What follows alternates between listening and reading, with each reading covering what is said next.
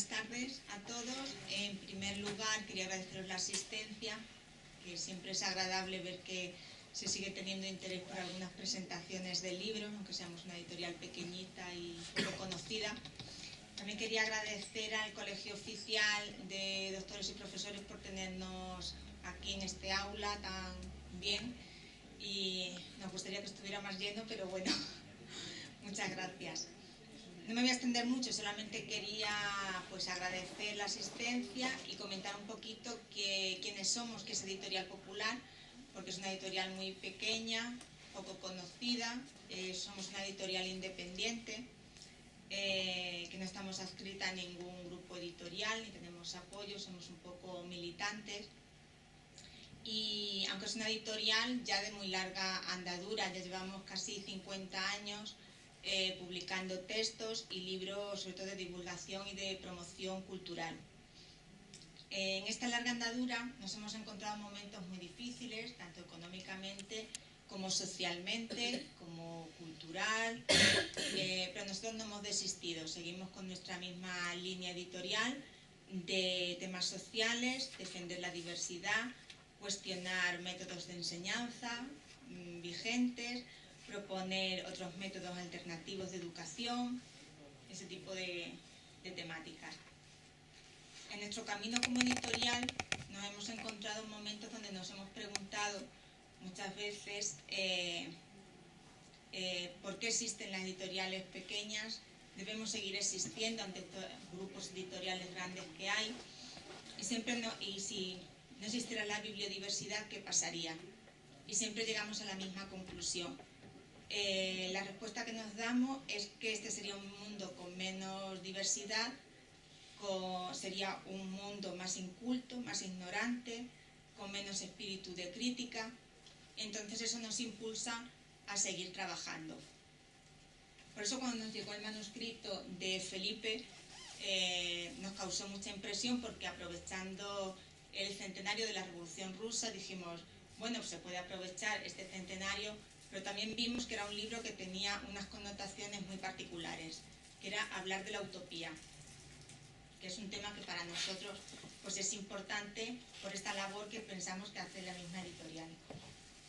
Felipe en su libro nos recuerda lo que a veces todos olvidamos un poco, que la utopía es posible, y no solo es posible, sino que encima ya ha sido posible, ya se ha hecho.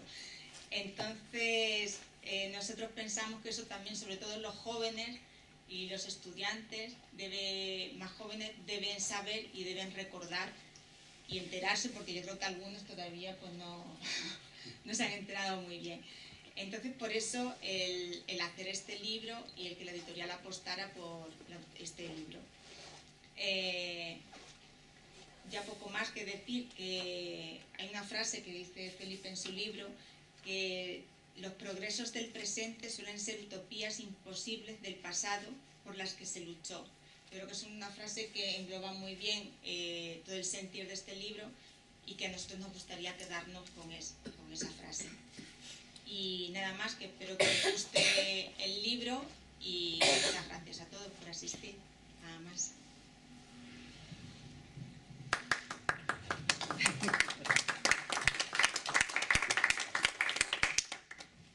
Bueno, pues buenas noches a todos y a todas. Para mí es un honor estar aquí con Felipe y con la editorial, ¿no? La representante de la editorial, ¿no? Clara Alonso, porque bueno, yo conocía a Editorial Popular de hace muchos años, con Antonio Albarrán, lo estaba comentando con un compañero, ¿no? Y había publicado cosas de laicidad, pero no sabía que también, bueno, que había cambiado la situación, que Antonio ya no se dedicaba a esto, Antonio Albarrán, ¿no? Y bueno, aunque no mantengo en la distancia cierta amistad con él, bueno, pues me congratulo de estar en un acto en el cual todavía Editorial Popular pues sigue apostando por este tipo de temas, ¿no? Me parece muy interesante. Y bueno, yo a Felipe Aguado, aparte de compañero de la SEFI, lo conozco a través de Elisa, sobre todo por su trabajo en Amnistía, ¿no? Ahí fue donde tuve la ocasión, ¿no? Del primer contacto. Y entonces, efectivamente, ese referente utópico donde él trabaja por los derechos humanos, ¿no? La implantación real de los derechos humanos en un mundo tan complejo y tan global como el actual, pues me parece que no es solamente que lo haga ahora en Amnistía, sino que veo aquí por la lista de artículos y libros que tiene ya en su largo trayecto, ¿no? en su larga historia, pues ya es una preocupación que viene del año 70, con lo cual ya son 30 o 40 años de trabajo en torno a sus convicciones sobre la utopía, tanto en la Revolución Rusa como en otros aspectos, y eso conecta, en mi caso, con un interés que tuve en lo que yo llamo mi primera juventud. No sé si esta es la segunda o la tercera, pero en la primera juventud yo milité con los anarquistas y trabajé mucho sobre el anarquismo y leí mucho sobre el anarquismo, ¿no? Y en algún momento también hemos podido compartir algunas ideas, ¿no?, en torno a la educación, la autogestión, etcétera, etcétera. O sea que, aunque él habla aquí de los soviets y la revolución soviética, yo desde otro punto de vista también conecto con un ideal utópico que, bueno, tuvo su repercusión en su momento en España también. Ahora parece que no funciona tanto a nivel de viabilidad política, de grupo político o de movimiento político, pero que en el fondo también en muchos movimientos de rebeldía contra el sistema actual hay latidos anarquistas, hay inspiración anarquista, de autogestión y de lucha por una libertad frente a las imposiciones de los estados y también de los patrones, digamos, ¿no? Como les decía antes, ni Dios ni patrón, ¿no?, ni Estado. Bueno, pues aunque esa frase queda como un eslogan de la época de Bakunin, tiene su elemento fundamental trasladado al mundo global frente a las grandes multinacionales, que son las que controlan muchas veces los estados, los gobiernos y los partidos. Al final, el poder económico que secuestra la democracia y secuestra el poder político. Entonces yo voy a hacer una exposición en torno a varios puntos, 3 puntos fundamentales, y luego también pues suscitar algunas dudas que él también las plantea en el libro, ¿no? Una serie de dilemas o antagonismos que no están del todo resueltos, no a nivel teórico, que a nivel teórico está bastante bien clarificado lo que significa la utopía como proyecto, sino a nivel de viabilidad práctica. Cómo poner en la práctica, cómo proyectar, ¿no?, la utopía en una realidad social, política, económica, sobre todo en el siglo XXI, ¿no?, donde la complejidad de todo tipo es mucho mayor ya que en otros siglos, evidentemente, ¿no? Ni siquiera Marx supo prever cómo iba a ir la evolución del capitalismo, ¿no?, hacia dónde iba, ¿no? Él se equivocó en algunas predicciones, porque cuando los filósofos se ponen a hacer profecías suelen equivocarse, ¿no? Entonces es mejor no hacer profecías de ese tipo. El primer punto que voy a desarrollar es un poco lo que él analiza también, ya lo ha desarrollado en otras conferencias, en otros artículos y libros, clarificar el concepto de utopía. Es decir, verlo en positivo, y ver lo positivo que tiene la utopía, porque el nombre mismo griego es negativo, no lugar, no topos, ¿no?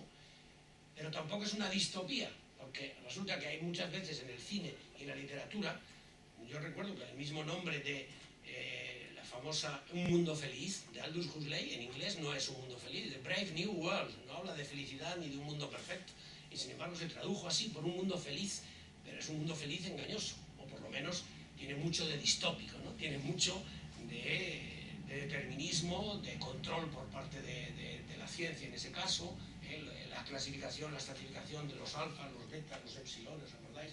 Todo ese mundo determinista biológico no es que sea un mundo feliz porque falta la libertad, o se pone en crisis la libertad, y tampoco es un mundo justo, donde se trata a todos por igual. Por lo tanto, quiero decir con esto que él hace muy bien en el primer capítulo ir aclarando, ¿no?, cómo el concepto de utopía hay que verlo como un proyecto positivo de una vida mejor, de una vida justa y libre para todos los ciudadanos. La libertad y la justicia como un binomio fundamental para una sociedad mejor. Una sociedad perfecta nunca puede ser, porque mientras seamos seres humanos somos frágiles e imperfectos, pero mucho mejor que la actual, mucho más justa, mucho más solidaria y mucho más igualitaria. En ese sentido, pues se parece más a la eutopía, ¿no? En griego, eutopía sería un mundo mejor, un mundo perfecto, un mundo bueno, por lo menos, un mundo bueno, no perfecto, esa palabra no se podría usar, ¿no? Solo Dios es perfecto, sí existe, claro, tampoco lo sabemos, ¿no? Pues bien, él a través de esa aclaración de los conceptos pone unos criterios de demarcación que va situando en varios puntos, y con esos criterios de demarcación va diciendo en qué consiste precisamente ese concepto de utopía. Ya lo he desarrollado en varios momentos, me parece, esos 5 criterios de demarcación, que bueno, no voy a comentarlos todos, pero me interesa mucho resaltar sobre todo uno, y es que la utopía no viene del cielo, no viene por sí sola, no es automática, no es espontánea, es un esfuerzo continuo de los seres humanos. Hace falta una voluntad, una actividad humana de tipo social, político, si queremos otra sociedad diferente. Otro mundo es posible, que es el eslogan, ¿no?, que se ha hecho famoso a partir de los últimos 10 o 15 años. Otro mundo es posible, y es posible la utopía si los seres humanos trabajan por la utopía. La utopía no es un regalo, un maná, no es algo que provenga de los dioses, sino que proviene de los hombres, y para ello hay que hacer un esfuerzo extraordinario. Y lo demuestra que esas utopías, como decía Clara, han sido posibles por lo menos parcialmente. La utopía global, la utopía platónica o la utopía comunista o socialista o la utopía anarquista o la utopía de los hippies. Yo he vivido en algún sitio en Berlín, estuve una vez y vi una comuna hippie que funcionaba hacía años. Y eran 100 o 200 personas, esa comuna hippie, bueno, funcionaba bastante bien, pero dentro de un contexto, imaginaos, el Berlín dividido, etcétera, con una serie de condicionantes, pero como grupo humano, aquella comuna hippie duraron bastantes años. Fue de las comunas hippies que más duró. Y yo tuve la ocasión de estar ahí, hablar y comentar y ver cómo funcionaba. O sea que sí que ha habido realizaciones, y lo señala también ahí históricamente, como la Comuna de París, ¿no?, de 1870, etcétera. Es decir, ha habido momentos y situaciones en las cuales grupos humanos en determinados lugares han construido sociedades donde la igualdad y la justicia funcionaban. Pero claro, dentro de un contexto aislado, no de un contexto global, de un contexto total, y no toda la sociedad, sino grupos humanos.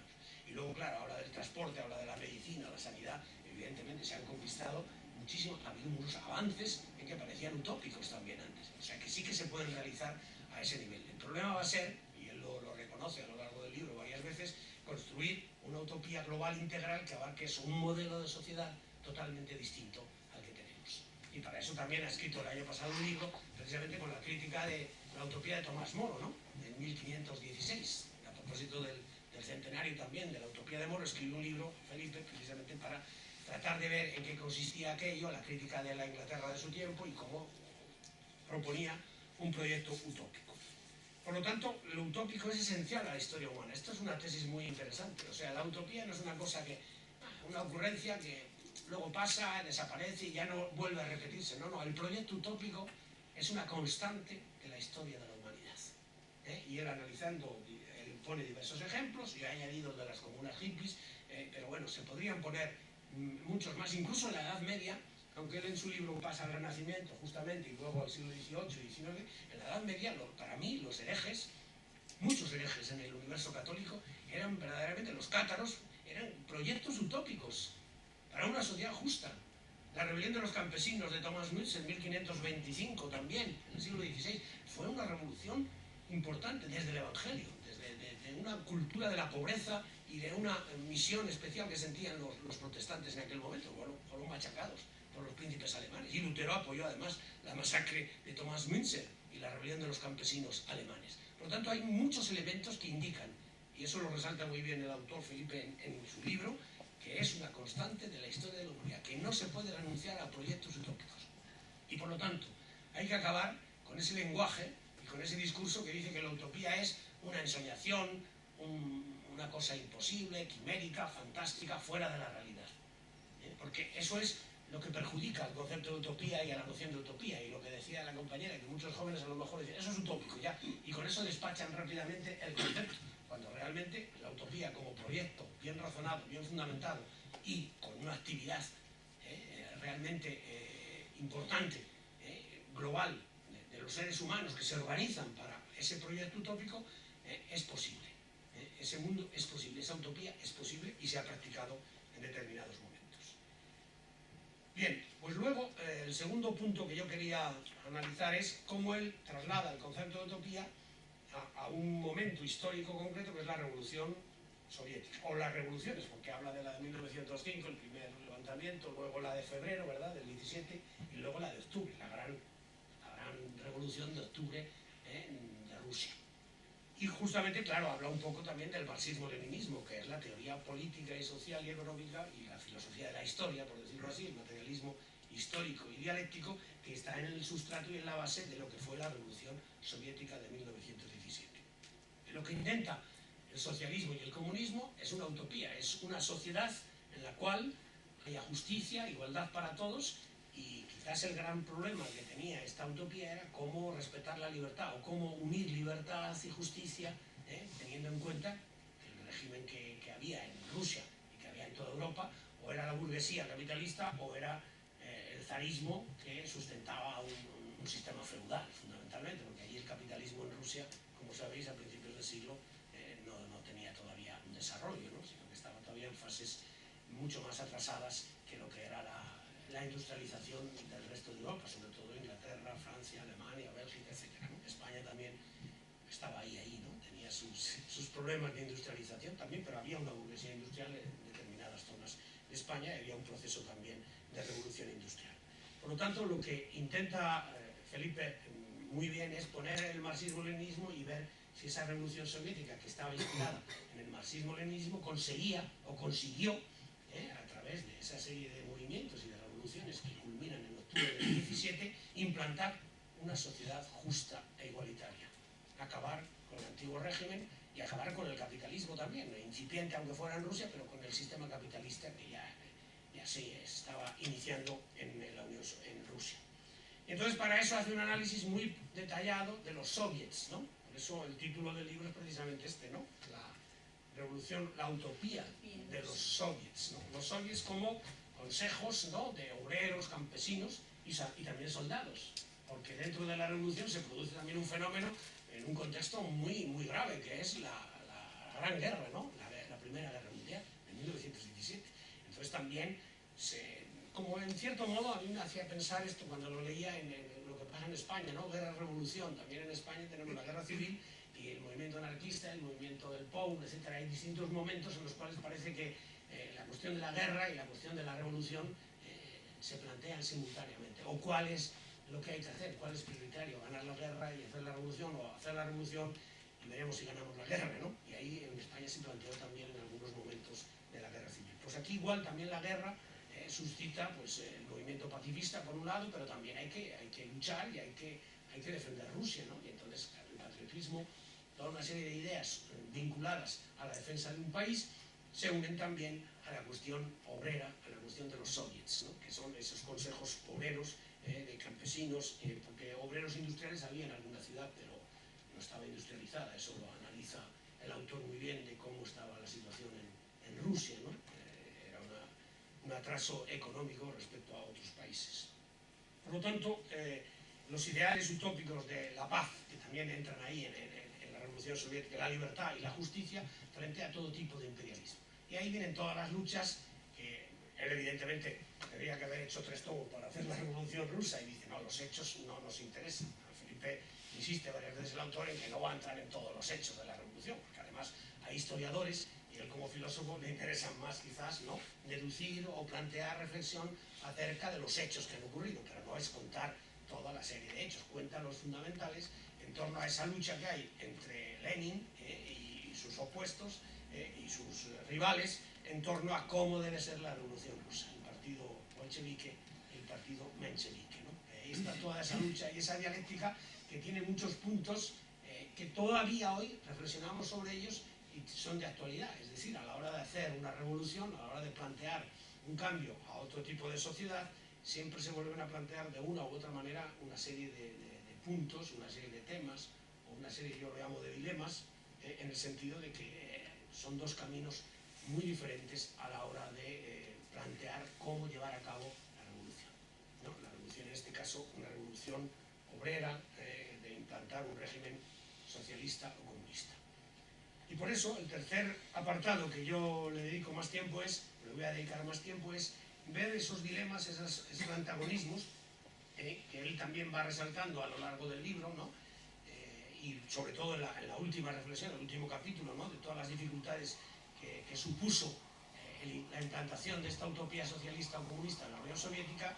Y yo lo voy a centrar, tengo 13 o 14 puntos, no sé si coinciden con todos los que él considera, pero bueno, algunos de ellos seguramente coincidiremos en que siguen siendo de difícil solución, ¿no?, o por lo menos no tan fácil solución.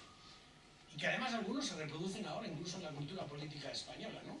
La primera es si hay un poder centralizado, una burocracia de un partido, o el poder debe estar en el pueblo. Poder popular frente a poder de un partido, ¿no?, centralizado, burocratizado, jerarquizado. Aquí hace unos años se hablaba mucho de casta, ¿no?, la casta de los partidos, a todos los partidos políticos. Pues allí, claro, el partido bolchevique plantea que si no toma las decisiones de un modo centralista, de un modo, bueno, hasta dictatorial, ¿no?, no puede funcionar aquello y no puede dejar en manos de asambleas populares las decisiones. claro, ahí se plantea un dilema que todavía se plantea, ¿no? Cuando, ¿quién decide, cómo decide, ¿no? Otro segundo dilema es reforma o revolución. Se hace la revolución, se rompe totalmente con el otro régimen, o se va reformando. El reformismo pues es paulatino, es gradual. El otro es rupturista, que también incluso en nuestra época de la transición, me acuerdo yo, ¿no? Y los que somos más viejos nos acordamos de eso, reforma o ruptura. Bueno, pues también aquí, porque hay un partido socialdemócrata que toma las ideas del socialismo alemán, del Partido Socialdemócrata Alemán, pero que es mucho más flojo en Rusia, y son partidarios de buscar otra fórmula, ¿no? Más suave, más reformista, mientras que Lenin es partidario, y los soviets, también los consejos obreros son partidarios de hacer una revolución. Y eso, claro, no es lo mismo optar por un camino, porque claro, un camino es admitimos una alianza con la burguesía o no lo admitimos, o vamos directamente ya a un poder obrero directo, ¿no? Sin saltarnos esa especie de fase de transición, ¿no? De alianza momentánea, transitoria hacia el socialismo. Recuerdo a propósito de eso, de esa alianza transitoria, Gorbachev, que ya no gobierna la Unión Soviética, llegó a decir, no sé si fue, bueno, unos años antes de dejar el gobierno, dijo, todavía hacen falta 20 años más para llegar a la etapa socialista, ¿no? Y él ya llevaba unos cuantos años en el poder y hablaba de eso, de 20 años más. Bueno, pues sin hablar de 20 años, el problema que se planteaba en el 17, los Lenin y otros rivales políticos era qué hacer, ¿no? Si una reforma o una revolución. Otro punto también importante sería dictadura del proletariado o libertad comunitaria. Es decir, la dictadura del proletariado como elemento organizativo fundamental que se impone en toda la sociedad y a todo el pueblo para, desde esa dictadura, de esa imposición de una serie de directrices, de decisiones y de pautas, encauzar la revolución o dejarlo en manos pues, de los soviets, en este caso, ¿no? De todas las asambleas populares. Claro, no es lo mismo una dictadura del proletariado, porque se autodenominan ellos los representantes del proletariado, cuando el proletariado también habría que haber visto, ¿no? Hasta qué punto estaba representado por los dirigentes políticos, ¿no? Es complicado, ¿no? Pero bueno, se decía si dictadura del proletariado o las comunidades de base, los soviets, como agentes, digamos, de todas las decisiones políticas. Luego también se podría ver un problema que también lo plantea Felipe en algún momento, es para tener conciencia revolucionaria, ¿se nace ya con conciencia revolucionaria o hay que educar en la revolución? Somos ya revolucionarios, ya desde niños ya sentimos la revolución.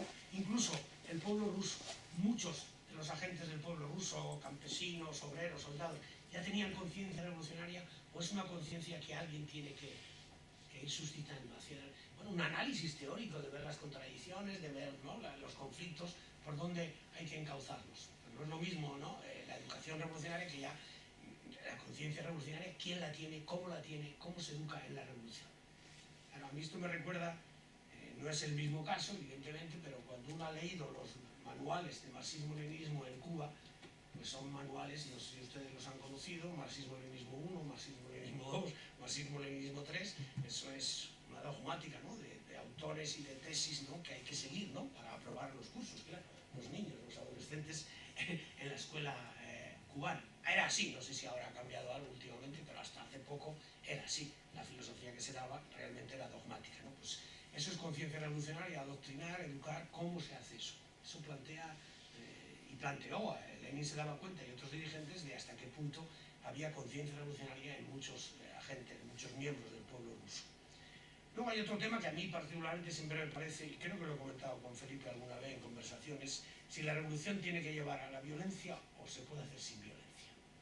Es decir, la implantación de una revolución obrera, ¿no? Bueno, la revolución, todos sabemos los procesos revolucionarios que ha habido, y eso lo ha trabajado muy bien un autor, Norberto Bobbio, que veía muchas dificultades en eso, en que el proceso revolucionario lleva consigo elementos de violencia. Claro, porque los que tienen el poder, si tienen el poder político y económico, no van a dejarlo fácilmente, ¿no? Mediante un diálogo suave y discreto, ¿no? Sino que habrá momentos en los que el cambio social, el cambio histórico, el cambio económico exige un tipo de rebelión frente a eso. Entonces es otro problema. A mí, desde luego, particularmente, porque he leído y admirado mucho lo de Gandhi, y siempre, y ahora mismo otra vez en España, con lo que estamos viviendo en algún lugar del nordeste español, se vuelve a plantear eso, ¿no? Con violencia o sin violencia. Y hasta dónde llega el límite y quién pone el límite, porque luego, claro, si tomamos la frase de Max Weber, el monopolio de la violencia lo tiene el Estado, pues se plantea un problema, ¿no? Porque el Estado puede ser represor y puede ser injusto y puede ser terrorista, incluso el Estado. O sea, claro, no el Estado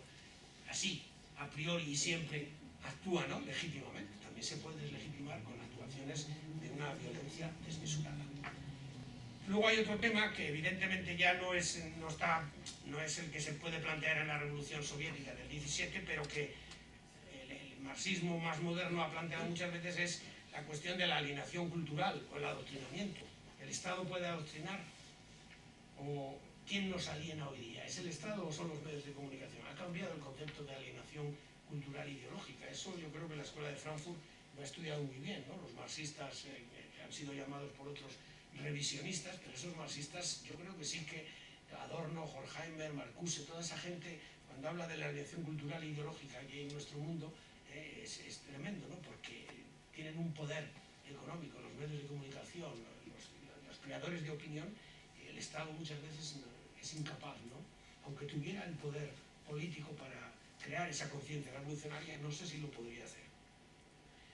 Luego también, claro, se nos plantea en el mundo, si queremos construir una utopía moderna, actual, ya no vivimos en 1917, han pasado 100 años, y 100 años en la evolución económica del capitalismo ha sido muchísimo, ¿no? Y ha cambiado todo. Entonces ya el socialismo que se quiere instaurar, o la utopía socialista o comunista, tiene que tener en cuenta el capitalismo global.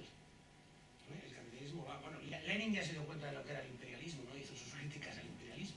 Pero es que ahora la globalización, yo creo que da un poder económico tan brutal a las multinacionales, que tienen más poder que muchos estados y que muchos gobiernos, y por supuesto que muchos partidos, e incluso secuestran, porque financian a muchos partidos políticos para subir al poder. O sea que la llegada al poder de muchos partidos, o de algunos partidos, puede estar en manos ya hipotecada por las grandes multinacionales, que son las que dan el crédito y son las que tienen intereses económicos muy fuertes y políticos. Por lo tanto, el capitalismo global o globalizado, si queremos instaurar o se quiere instaurar una utopía de tipo global, tendría que analizar a fondo cómo conseguirlo para que la actividad, digamos, de lucha por esa emancipación global sea a nivel mundial.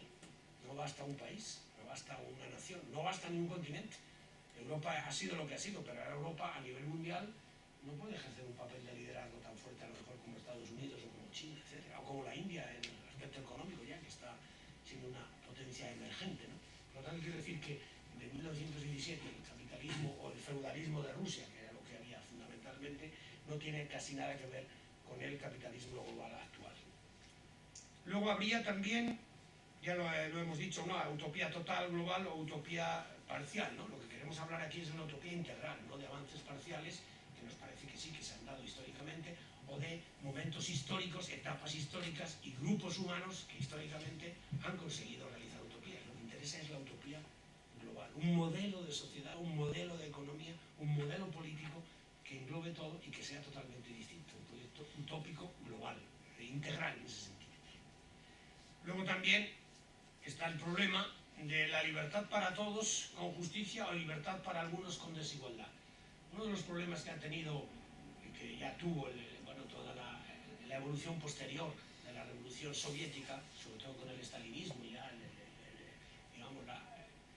el establecimiento de un sistema comunista, con un Estado comunista en la Unión Soviética, fue que algunos vivían, la nomenclatura que llamaban, o los dirigentes del partido vivían bien, y muchos miembros del partido y funcionarios no soviéticos, pero luego el resto del pueblo pues tenía sus dificultades, es decir, no había justicia para todos. Se decía que había libertad para todos, también había que analizar hasta qué punto había libertad, ¿no? Pero bueno, se decía, hay para todos comen, todos pueden vivir, pero relativamente. Había también privilegios en la nomenclatura, había desigualdades, por lo tanto la justicia tampoco se consiguió hacer, ¿no? Y entonces la lucha entre libertad y justicia, el binomio, a mí por lo menos me parece que esa es una de las dificultades más grandes que tiene la consecución de la utopía. Luego leeré un texto del autor donde habla de cómo la cuestión de la libertad sigue siendo fundamental, pero también, y evidentemente en algún otro párrafo también lo dice, la idea de la igualdad y de la justicia. No puede separarse la idea de la igualdad y la justicia de la idea de la libertad para todos los ciudadanos de un Estado, de un proyecto utópico. Y luego finalmente yo haría una consideración que, bueno, que no la tengo la solución, tampoco de todos los dilemas anteriores tengo la solución, pero esta me preocupa mucho en el sentido de que, a ver en esto Felipe, ¿qué piensas si se puede esto superar o no?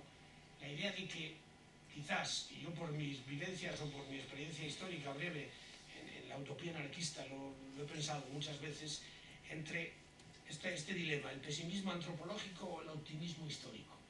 Es decir, la condición humana es tal que es muy difícil superar cómo somos, qué deseamos, es decir, nuestra condición humana, por decirlo así, moral, ¿no? Humana, hasta qué punto es compatible con ese optimismo histórico que está en la base de la esperanza utópica, porque la utopía no deja de ser un proyecto esperanzador, ¿no?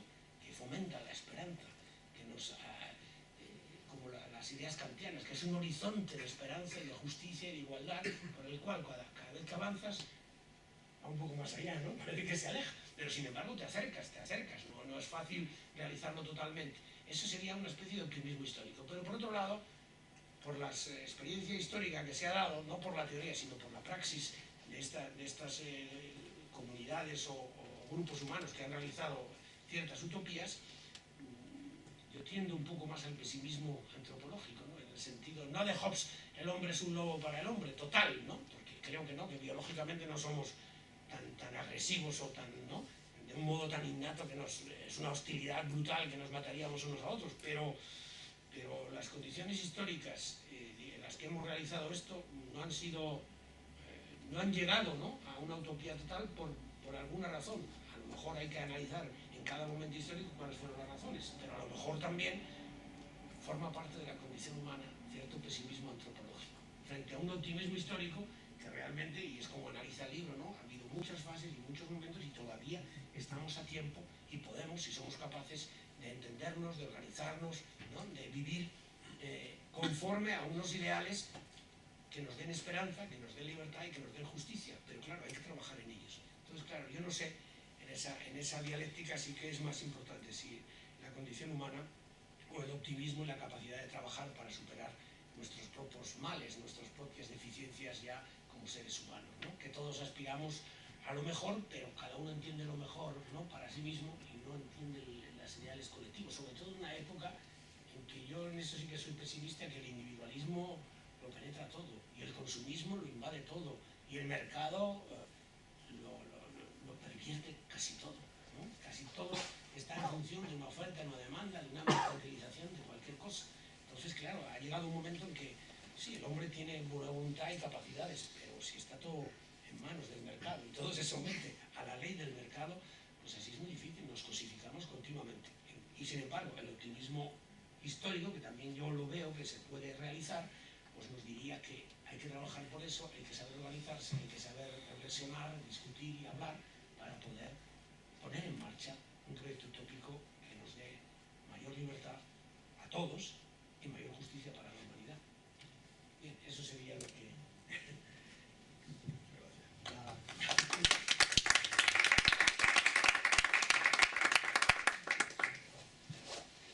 Bueno, pues...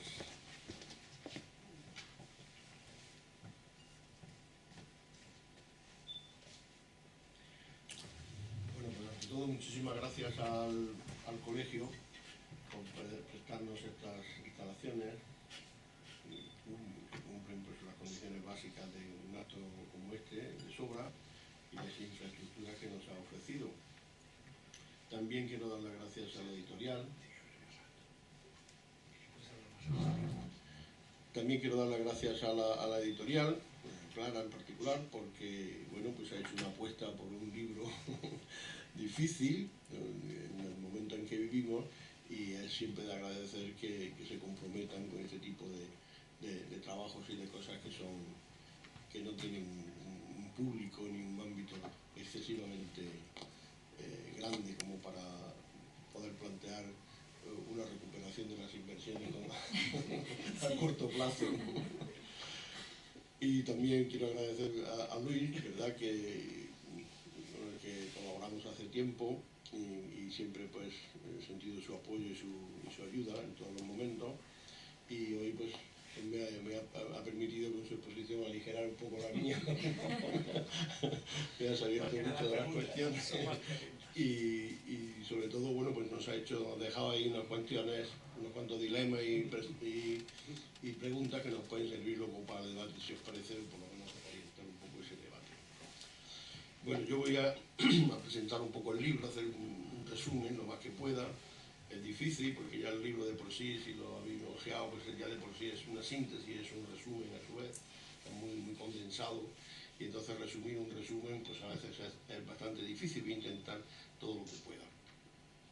Lo primero que tendría que decir es que, bueno, pues con el centenario de la Revolución Rusa pues se han publicado muchos libros, se han hecho muchos actos, artículos, revistas de todo tipo.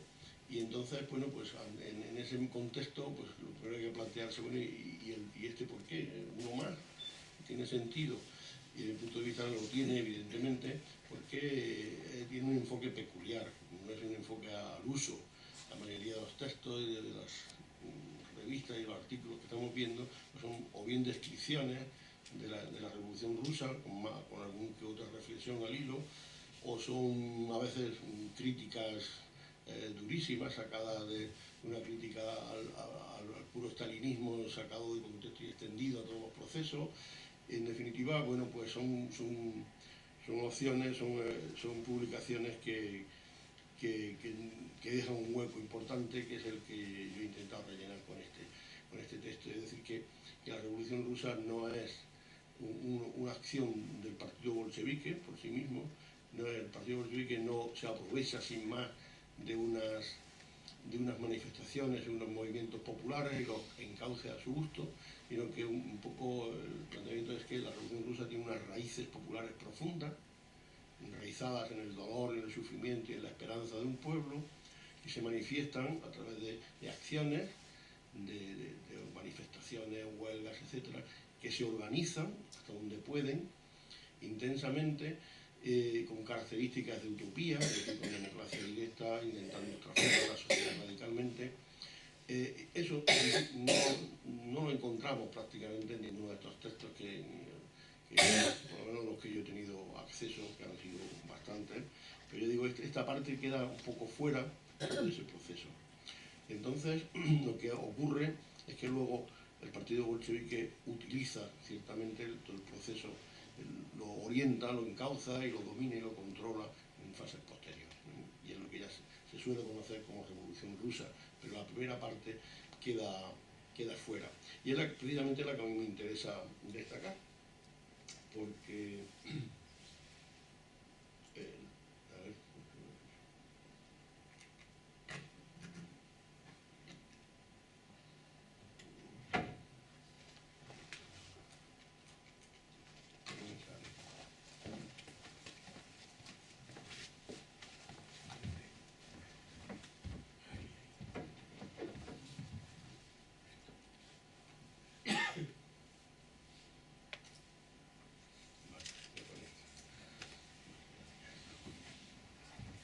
bueno, pues precisamente la tesis del libro es esta, es decir, el libro trabaja al modo clásico de los filósofos con una tesis que pretende demostrar a lo largo del tratado.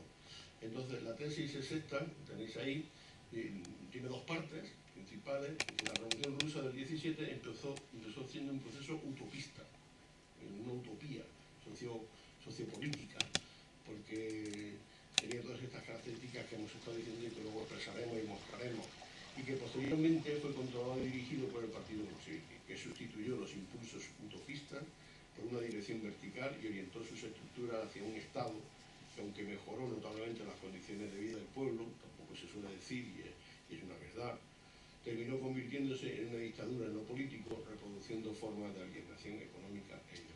Hay dos partes, por lo tanto, bueno, en una parte intentaré mostrar que los soviets fueron una utopía en marcha, realizada en boceto político-social, que luego controla y domina el partido bolchevique.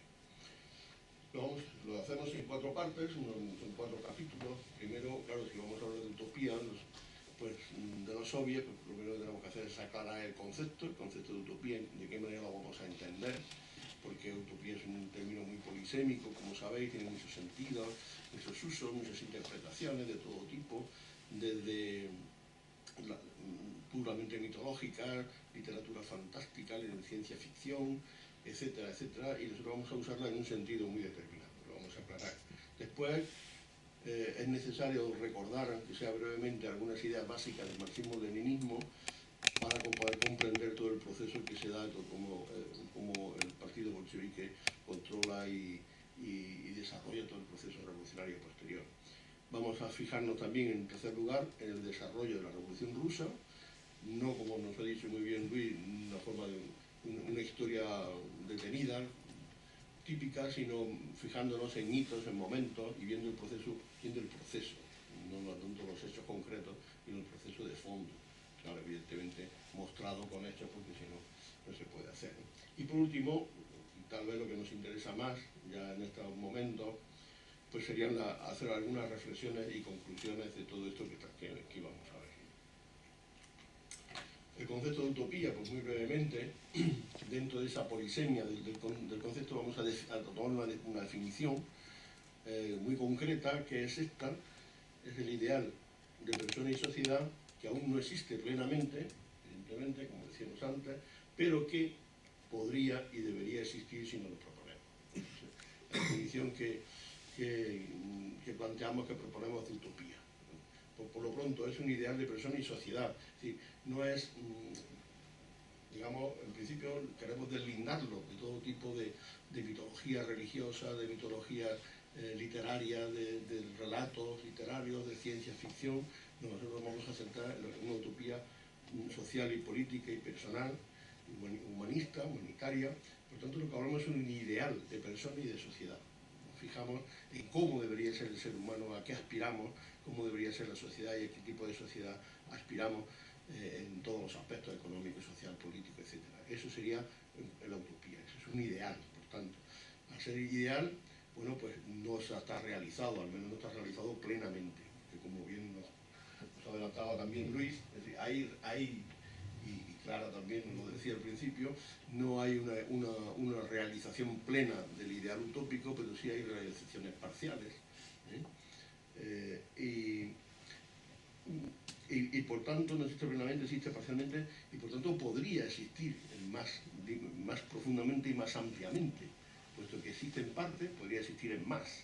No hay nada que se oponga a ello, pero con una condición que lo tendríamos, es decir, debería existir si no lo propusiéramos. Es decir, necesita un compromiso, como tú muy bien destacaba también Luis, es decir, la utopía es un compromiso, no es un bonito ideal que está ahí y que es imposible de realizar, es la acepción más común, es un ideal, pero que sí se puede realizar. Se puede realizar si no nos proponemos. Evidentemente, a lo largo de la historia, pues ha habido mucha gente que se lo ha propuesto, y ha supuesto muchas luchas, muchos esfuerzos, muchos sacrificios, mucha gente que ha muerto, mucha gente que ha sido reprimida, encarcelada, mandada al exilio, etcétera, etcétera, por luchas a favor de lo que hoy llamamos utopía. ¿No? Y aún así pues, se han conseguido muchas cosas en todos estos procesos. Bueno, voy un poco más brevemente conectado con esta idea, con esta definición de utopía, está la de su posibilidad, que es la gran cuestión en torno a la utopía. ¿La utopía es posible o no es posible? Estas son milongas, me estáis contando ahí una cosa muy bonita, un cuento, una novela, pero luego esto se puede realizar. También lo planteaba y todo el mundo lo plantea, ¿no? Pues yo digo que sí. La utopía se puede realizar. Y argumentos básicos se pueden manejar muchos, en el libro se manejan algunos, y en algunas otras ocasiones en contra, a favor de la imposibilidad, a favor de la posibilidad, pero yo voy a dar un solo argumento, y es la historia de la humanidad, un dato objetivo. Voy a leer un fragmento de aquí del libro, algunos me lo habréis oído en alguna ocasión, pero bueno, como es muy bonito. Y dice así: en este plano recordemos que ya se han realizado miles de utopías sectoriales, se superó la esclavitud, acordamos universalmente la Declaración Universal de los Derechos Humanos, en nuestras sociedades occidentales se alcanzaron en algunos países niveles de democracia, educación universal y gratuita, sanidad universal y gratuita, legislación laboral con derechos de los trabajadores y protectora de parados, enfermos y jubilados, se consiguieron formas de vida aceptables para buena parte de la población viviendas con agua corriente, luz y calefacción. Tenemos jardines públicos antes reservados a los aristócratas. Se avanza en la igualdad de género y de las personas LGTBI. Se ha doblado la esperanza de vida, se ha conseguido la reproducción in vitro. Somos capaces de volar o viajar bajo el agua. Hemos llegado a la luna. Y tantas otras cosas, realidades, hoy para muchos de nosotros, que eran pura utopía, imposible de alcanzar para nuestros antepasados.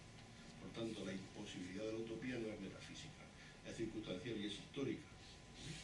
Por tanto, puede ser transformada. No es ontológica, digamos, muy filosófico, es decir, no está en el ser de la naturaleza humana, ni en el ser de la sociedad, ni en ningún el que la utopía no sea posible. Es posible porque se ha realizado, partes de ella, aspectos de ella, se han realizado ya. Y por tanto, ¿por qué no?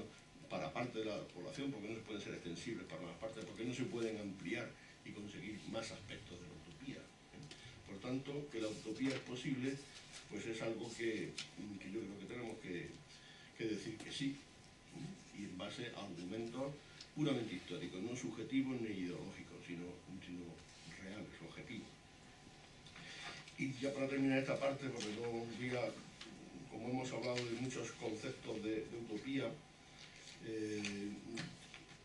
hemos elaborado, también lo ha aludido a ello Luis, lo que hemos llamado el criterio de demarcación de utopía, utilizando la terminología de un filósofo famoso, Popper, que lo aplicaba a la ciencia, para criterios para distinguir lo que es ciencia de lo que no lo es.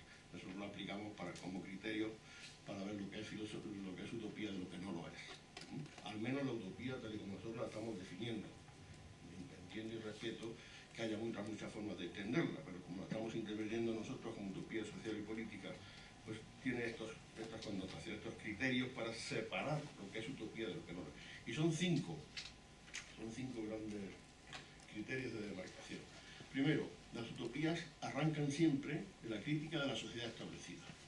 Nos dicen, recordáis, habéis leído a Tomás Moro, el primer libro de la utopía de Tomás Moro es este primer punto.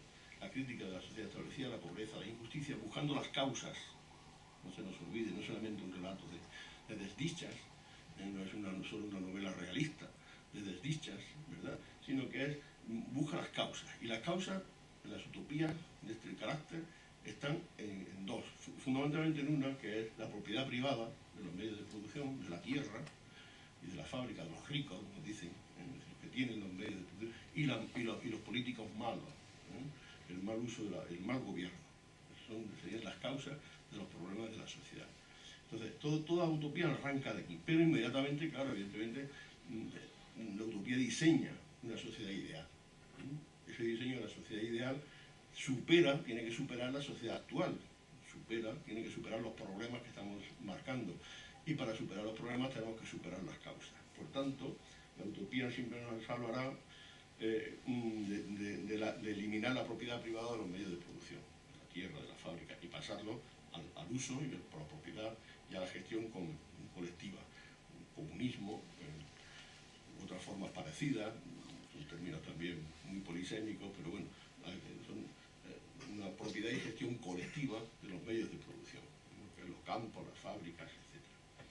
Eso es lo económico. Y en lo político, las utopías deben incluir, y aquí hay un debate más profundo, deben incluir en el diseño de esa sociedad ideal formas de organización política basadas en la democracia directa participativa. Las asambleas, esto lo tenemos también en el segundo libro de la utopía de Tomás Moro, o lo tenemos en la comuna, lo tenemos en los propios soviets, ¿no?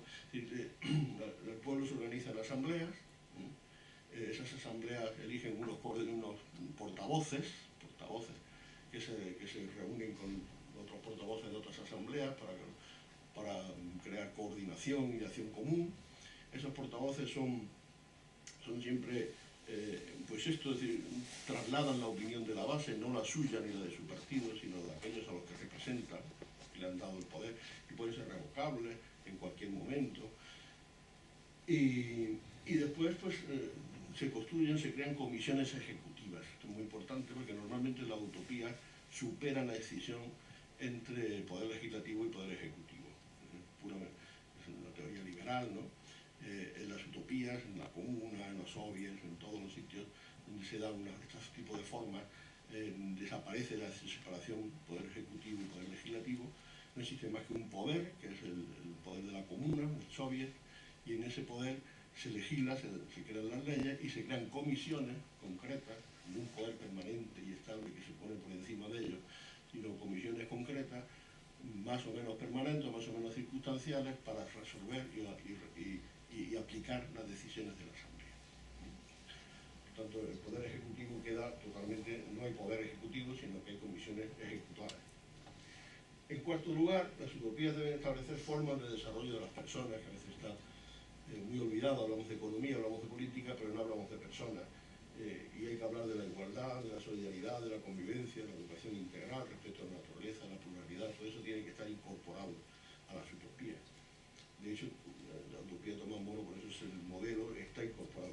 Hay un quinto punto que no está, tradicionalmente no se habla de él, porque esto lo hemos aprendido de la Revolución Rusa, lo veremos al final. Las utopías deben ir acompañadas de medios de actuación para conseguirlas, pero estos medios, organizaciones y grupos, que vivan y practiquen la utopía, que la prefiguren. El gran problema de la Revolución Rusa, a mi modo de ver, es que el partido bolchevique no era un partido utopista, no era un partido que planteara que viviera la libertad, que viviera el comunismo intensamente, y cuando quiso hacer una sociedad la hizo a su imagen y semejanza, lo que sabía hacer, y no sabía hacer comunismo, porque ellos no vivían de forma comunista, pensaban, pero no vivían. Entonces, el aprendizaje, uno de los aprendizajes fundamentales es este, precisamente, que las organizaciones que quieran plantear una transformación utópica de la sociedad deben serlo ya, deben de prefigurar la utopía, para que dar lugar, dar de sí lo que se tiene, lo que se es. Bueno, ya pasaríamos, todo esto, como veis, pues es muy discutible, hay cosas de las que se pueden hablar. En el capítulo segundo también, muy brevemente, voy a intentar recordar, porque si no es difícil entender el proceso de la Revolución Rusa, algunas de las ideas básicas que manejaba el marxismo en su versión leninista, principalmente. Es una transformación, en cierto punto, en algunos momentos es importante, en la propia tesis de Marx. Una idea base que está como sustrato de todo el proceso es cómo entiende Marx la evolución de la historia. Me voy a leer un fragmento directamente del propio Marx. Me dice: a grandes rasgos podemos designar, como otras tantas épocas de progreso en las formaciones económicas de la sociedad, el modo de producción asiático, el antiguo, el feudal y el moderno burgués. Las relaciones burguesas de producción son las últimas formas antagónicas del proceso social de producción. Antagónica no en el sentido de un antagonismo individual, sino de un antagonismo que proviene de las condiciones sociales de vida de los individuos. Pero las fuerzas productivas que se desarrollan en el seno de la sociedad burguesa brindan, al mismo tiempo, las condiciones materiales para la solución de este antagonismo. Con esta formación social se cierra, por tanto, la prehistoria de la sociedad humana. Aquí tenemos un poco las dos primeras ideas están recogidas, están expresadas en este fragmento de la prefacio a la contribución de la crítica de la economía política, además. Es decir, para el marxismo hay una serie de etapas en la evolución de las sociedades, de los modos de producción, que serían el asiático, el antiguo, el feudal, y aquí ya viene la parte un poco que más nos afecta, el paso del feudalismo al modo de producción capitalista, burgués, y de este al socialismo. Unas fases que deben de cumplir en principio todas las sociedades. El paso del capitalismo al socialismo pues, se produce en parte, al menos, una de las condiciones básicas es la destrucción de la autodestrucción del propio sistema, porque basado sobre todo en las crisis cíclicas, que ya destacó Marx, también algunos economistas políticos ingleses, la idea de que el capitalismo tiene unas crisis cíclicas que están basadas en que bueno, pues hay una crisis de superproducción, porque los productos que crean, que generan las empresas, tienen que ser comprados para poder realizar los beneficios, y los que tienen que comprarlo tienen un salario inferior al precio, al coste de los productos, porque se les ha pagado menos y se les ha quitado aumentar una parte de la plusvalía del producto del trabajo que se acumula por parte del capital. Entonces hay un desfase entre la producción y el consumo. Se puede consumir menos, se consume menos de lo que se produce. Ese exceso de producción se va acumulando y cada cierto tiempo se produce una debacle en el sistema, se hunden las empresas, se crea un paro, etc. Y se empieza a generar de nuevo una nueva fase, que termina en otra crisis cíclica. Y así ha ocurrido varias veces ya, cuando Marx nos lo decía, ya habían ocurrido varias, y después siguieron existiendo. Y últimamente pues, hemos tenido una última crisis de la que todavía no nos hemos recuperado.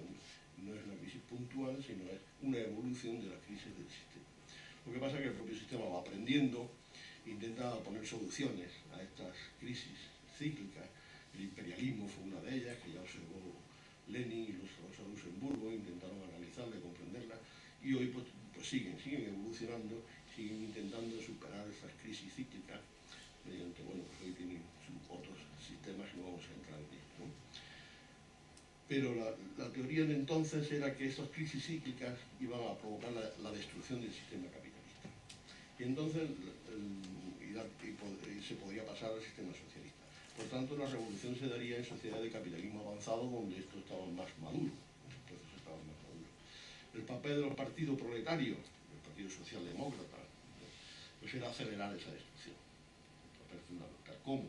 A través de los sindicatos, las luchas sindicales, agudizando las contradicciones, con las reivindicaciones sindicales, de mejoras salariales, etc., y con el partido político, pues produciendo también a nivel de la superestructura, pues introduciéndose en ella a través de la vía electoral y ganando cuotas de poder y también poniendo palos en las ruedas del sistema, ¿no? A la base del planteamiento, sobre todo ya de Lenin, hay una idea, hay un texto muy importante para comprender todo el proceso de la Revolución Rusa, una idea que es que la clase obrera de por sí, nos dice Lenin, solo puede desarrollar conciencia tradiunionista, los sindicatos ingleses, conciencia reivindicativa, conciencia de mejorar salarios, mejorar condiciones de vida, leyes laborales, etc. Solamente puede dar de sí una conciencia de este tipo. Y vamos a ver las propias palabras de Lenin en el qué hacer, que nos dice: hemos dicho que los obreros no podían tener conciencia socialdemócrata, socialista, comunista. Esta solo podía ser introducida desde fuera. Es una frase muy importante para comprender todo el proceso. La historia de todos los países atestigua que la clase obrera, exclusivamente con sus propias fuerzas, solo está en condiciones de elaborar una conciencia tradiunionista, sindicalista. Es decir, la convicción de que es necesario agruparse en sindicatos, luchar contra los patronos, reclamar del gobierno la promulgación de tales o cuales leyes necesarias para los obreros, etc. En cambio, la doctrina del socialismo ha surgido de teorías filosóficas, históricas y económicas, elaboradas por representantes instruidos de las clases poseedoras por los intelectuales. Es una frase muy lapidaria y que explica muchísimas cosas, porque, claro, sobre esta conciencia, esa creencia de que los pueblos en general, los trabajadores, no pueden dar de sí una conciencia socialista revolucionaria, para hacer la revolución entonces tienen que estar dirigidos. Eso justifica la teoría del partido de vanguardia. Aquí cambia Lenin un poco toda la perspectiva de Marx y también los mencheviques en Rusia, porque le da este otro carácter al partido marxista o al partido proletario, es que se tiene que ser la vanguardia, la que dirija. Ellos tienen la conciencia, conocen las leyes de la historia y ellos por tanto pueden dirigir los procesos revolucionarios. El pueblo hay que conducirlo, hay que llevarlo, y somos nosotros los que podemos hacerlo porque tenemos la conciencia suficiente para ello. Y esto lo aplica al pie de la letra en la Revolución Rusa, esta idea de que el partido es la conciencia, ¿no? Y además ese partido, para que pueda cumplir con esta función, tiene que ser constituido por revolucionarios profesionales, por gente muy preparada ideológicamente, organizativamente, tácticamente, etcétera, ¿no? Como buenos oradores, como en fin, lo que es un revolucionario profesional, que es a lo que se dedica el partido bolchevique, a generar en sus cuadros una militancia muy preparada y muy elaborada.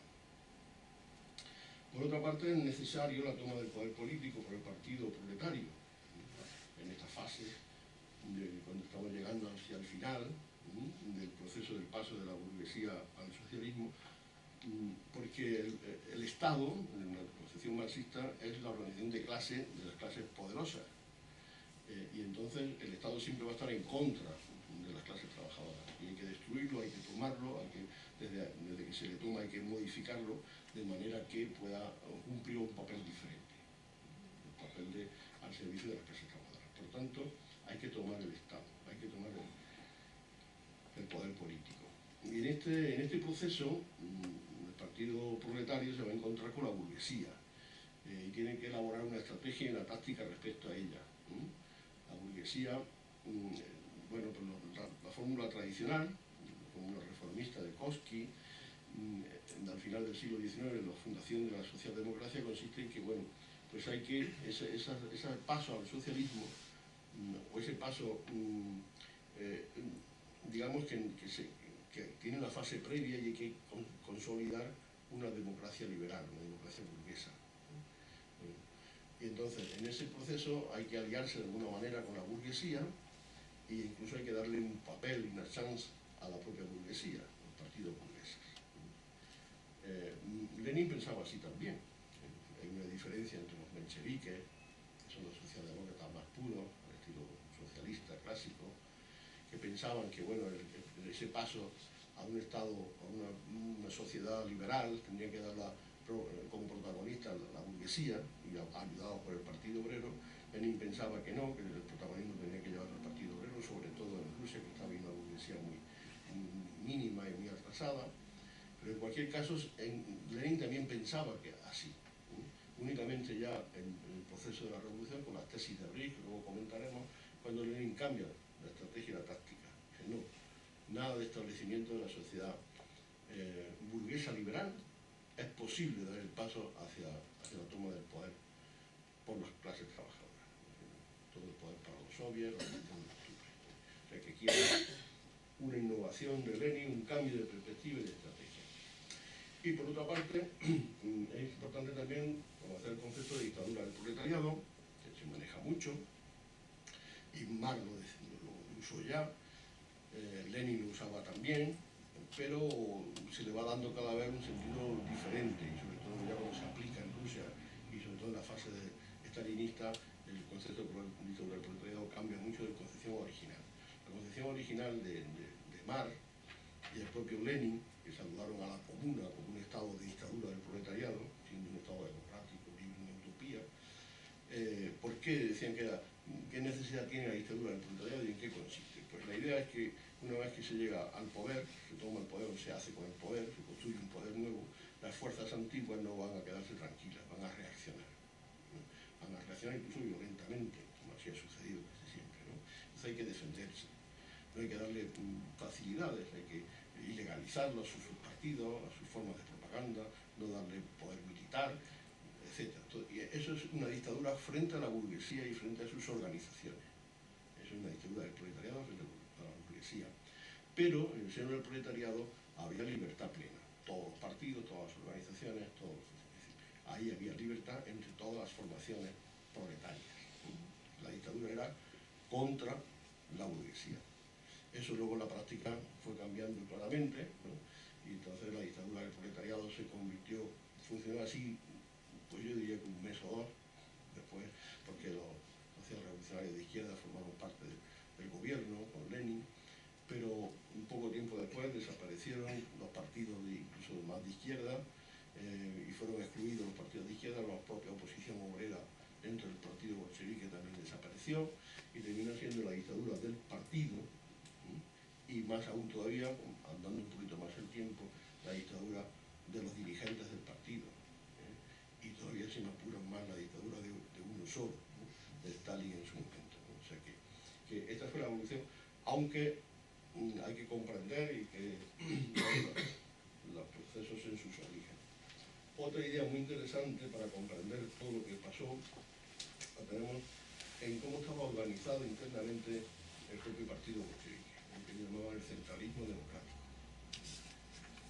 Porque eso fue lo que trasladaron luego a Rusia, organizaron según los patrones del centralismo democrático.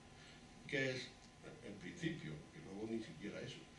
En principio, el centralismo democrático consiste en que la decisión está centralizada y va de arriba abajo, desde el gobierno a los comités parciales, al ejecutivo, hasta las células de base. Pero hay una vía democrática que es la inversa. De las células de base se eligen a las coordinaciones, a los congresos y a los dirigentes. Entonces hay una democracia que va de abajo arriba y un centralismo que va de arriba abajo. Esto en la teoría está bien, pero luego en la práctica la dimensión ejecutiva interfiere tremendamente en la vía electoral y poco a poco se van perdiendo la parte democrática y va quedando la parte centralista. Y eso es lo que ocurre luego con los soviets también. Muy rápido, se entiende, está muy pesado. Bueno, vamos a ver algunos momentos de la Revolución Rusa que nos interesa destacar. Vamos a ver primero el contexto y luego la primera revolución, luego veremos la segunda revolución y luego veremos la continuidad después del 18. Para comprender la Revolución Rusa, pues hay que primero fijarse en el contexto donde surge. Rusia era un país fundamentalmente agrícola, un país enorme en extensión, con muchos millones de habitantes, pero prácticamente estaban todavía en una situación medio medieval, recién salidos del feudalismo formalmente. En la práctica todavía seguían prácticas feudales, un campesinado pobre, miserable, un analfabetismo brutal. Digamos que esa es la situación económica de Rusia. Políticamente era una autocracia, el zar tenía todo el poder político. Y bueno, aunque hubo a partir de 1905, la revolución de 1905, unos intentos de avanzar hacia la democracia. En principio cedió el zar, pero luego dio vuelta atrás, eliminó todos los visos de democracia y volvió realmente a una posición autocrática. En todo el proceso de la Revolución Rusa actuó una serie de fuerzas de todos los calibres, de todas las perspectivas. Hay fuerzas de derecha, utilizando la terminología actual, entonces no utilizaban esa terminología.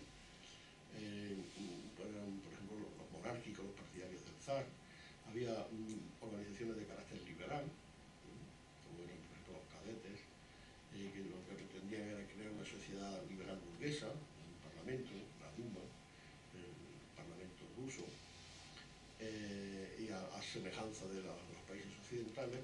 Y luego había también lo que llamaríamos en nuestra terminología, pues, organizaciones de izquierda, fundamentalmente los socialdemócratas, el partido que se había fundado al estilo del Partido Socialdemócrata Alemán, y que ya en 1903 se dividió en dos grandes secciones, mencheviques y bolcheviques, diferenciados fundamentalmente pues, por el papel de la burguesía, cómo entendían que iba a ser el papel del partido y de la burguesía en la transición del Estado feudal al Estado liberal y del Estado socialista, tenían diversas posiciones, y más adelante también en cuanto al concepto del propio partido, cómo organizar el partido.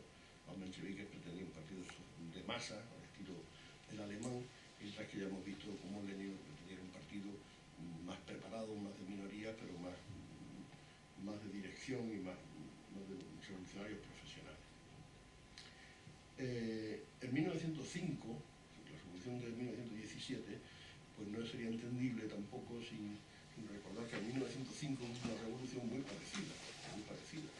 Levantamientos similares, huelgas, manifestaciones, creación de soviets, se crearon ya en 1905, el pueblo se organiza en asambleas y crea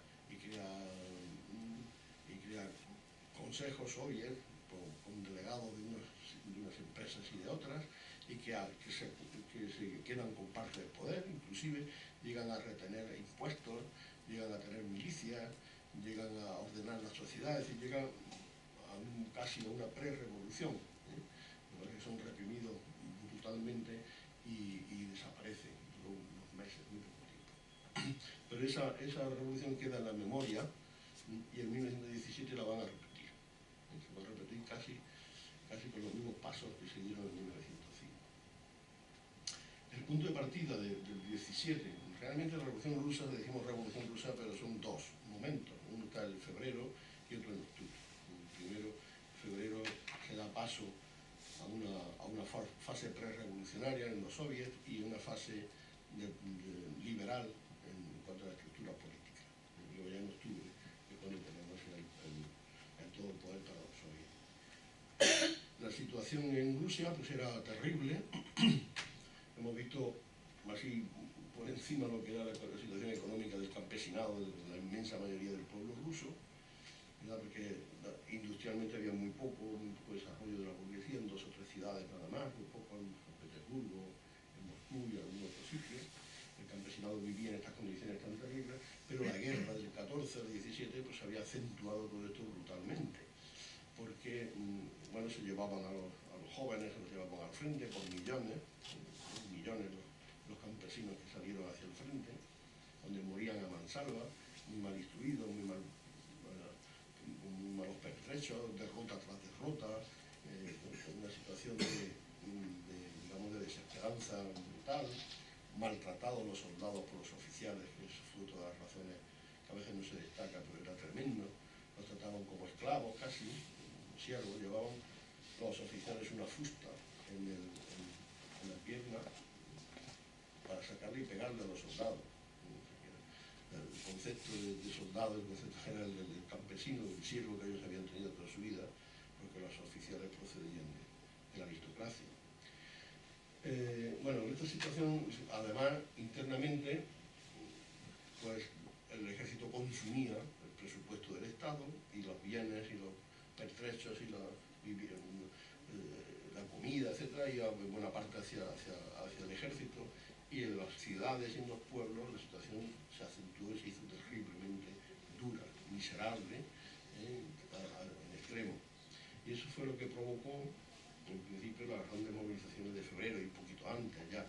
En febrero tenemos un momento en que, digamos que hay una altura total y la gente se echa a la calle, grandes movilizaciones. Tiene un papel fundamental las mujeres. El Día de la Mujer Trabajadora, que celebramos el 8 de marzo, ya existía entonces, pero era, como ellos llevaban el calendario antiguo suyo, pues era a finales de febrero, y la gran manifestación, una de las más importantes de la Revolución de Febrero, fue la manifestación de las mujeres en el Día de la Mujer Trabajadora. Luego se le unieron los obreros y crearon uno de los momentos más tensos y más importantes de toda la Revolución Rusa. Los empresarios no se les ocurre más que decretar un cierre patronal, pensando que iban a acabar así con todo el proceso de movilizaciones, y fue al revés, porque claro, la gente, los trabajadores tienen la fábrica cerrada, pues se van a la calle, no se van a sus casas, lo cual se genera un estado de cientos de miles de personas en las calles manifestándose en mítines, en toda clase de acciones y de luchas, creando organización, creando los soviets, etcétera, que fue una de las cosas importantes de febrero. ¿Qué ocurre con todo aquello? Por una parte se generan los soviets, comentamos, pero por otra parte, a nivel superestructural, se provoca la renuncia del zar, no encuentra sustituto, nadie que quiera abdica y van a buscar alguien que haga, ponerlo en su lugar, nadie quiere, y se crea un gobierno provisional. Un gobierno provisional que tiene como función, pues, elaborar unas elecciones, crear un parlamento, la Duma, y crear un Estado liberal burgués. Pero claro, este tiene un efecto importante porque el gobierno provisional se ve obligado, pues, primero a dar una amnistía, que fue lo que permitió, por ejemplo, a Lenin volver, y a todos los grandes militantes y de todos los partidos que estaban en el exilio, volvieron con esa amnistía, y por otra parte tuvo que dar la libertad de asociación, de reunión, de expresión, etcétera, etcétera, con lo cual los trabajadores pudieron organizarse con facilidad, además en el contexto de efervescencia que había tan tremendo. Se constituyen los soviets, es el momento más importante, que queremos analizar más. Los soviets, pues, significa consejo, comuna, dependiendo de las lenguas que queramos usarlo. Surgen al hilo de las movilizaciones de febrero, surgen en principio en las grandes ciudades de San Petersburgo, Moscú, se van extendiendo poco a poco. Llegaron a ser 50 en los primeros meses y llegaron a ser 1700 ya a finales de verano. Los soviets en distintas localidades, distintas ciudades. Los soviets pues surgen en principio con una necesidad de coordinación y de organización. Los obreros están en la fábrica, en este sitio, en lo otro están luchando, pero tienen poca información, están en acciones dispersas, y esa necesidad de coordinación y organización lo que les lleva a crear un soviet, un consejo en el que van representantes, no representantes, son portavoces, ellos se llamaban diputados, pero son portavoces en el sentido pleno de la palabra, de las empresas en principio, de los soldados después de los cuarteles, y luego de los campesinos. Son elegidos por sus asambleas de base, sus cuarteles, sus fábricas, sus campos, y van al soviet, como portavoces. Una asamblea no es una cosa pequeñita de 50 o 100 personas, son cientos de personas los que se reúnen en los soviets. Es una asamblea muy abierta y muy grande, una participación muy masiva.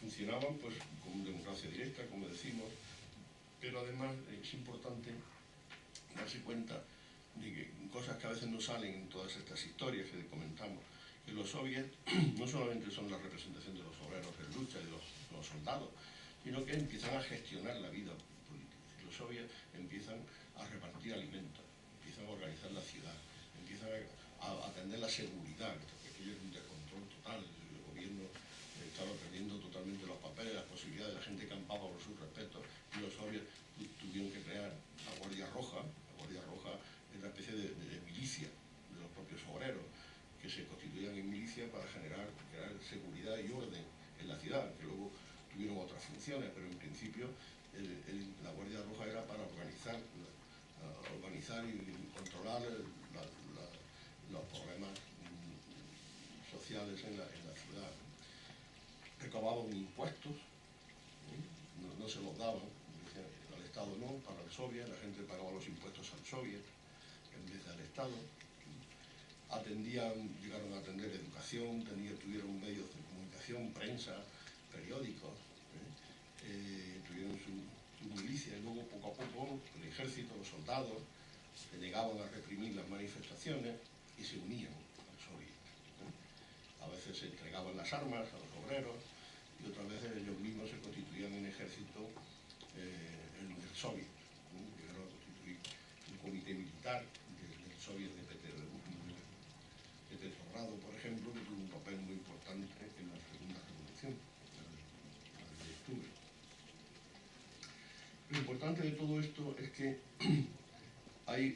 en la práctica existe una duplicidad de poderes. El soviet no es únicamente un levantamiento popular sin más. El soviet está organizando al pueblo y tiene poder, porque tiene dinero, recauda impuestos, toma decisiones sobre la vida colectiva de la gente, tiene ejército, es un poder.